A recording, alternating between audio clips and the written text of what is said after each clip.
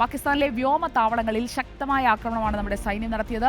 നൂർഖാൻ, റഹിമിയർ ഖാൻ വ്യോമത്താവളങ്ങളിൽ ആക്രമണം നടത്തിയതിന്റെ വീഡിയോയും സൈന്യം ഇന്ന് പുറത്തുവിട്ടു എന്നതാണ് ശ്രദ്ധേയമായത്. നൂർഖാൻ വിമാനത്താവളത്തിൽ പാകിസ്ഥാൻ തലസ്ഥാനമായ ഇസ്ലാമാബാദിൽ നിന്ന് 10 മുതൽ 15 കിലോമീറ്റർ വരെ മാത്രമാണ് ദൂരെയായിട്ടാണ് ഈ വിമാനത്താവളം സ്ഥിതി ചെയ്യുന്നത് എന്നതുകൂടി നമ്മൾ ഓർക്കണം.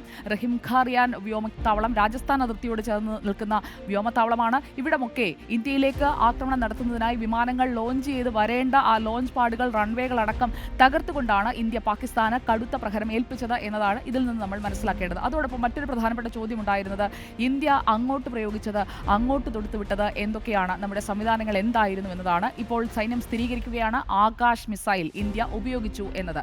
ഇന്ത്യ തദ്ദേശീയമായി വികസിപ്പിച്ചതാണ് ഈ ആകാശ് മിസൈൽ. ഓപ്പറേഷൻ സിന്ദൂറിൽ ഉപയോഗിച്ചിരിക്കുന്നുവെന്ന് സേന തന്നെ സ്ഥിരീകരിക്കുകയാണ് ആകാശ് മിസൈൽ. അപ്പോൾ നമ്മുടെ ആകാശത്തിന്റെ കരുത്ത് എത്രത്തോളമാണെന്ന് ആകാശിലൂടെയും നമ്മൾ കാട്ടിക്കൊടുത്തുവെന്ന് വ്യക്തം.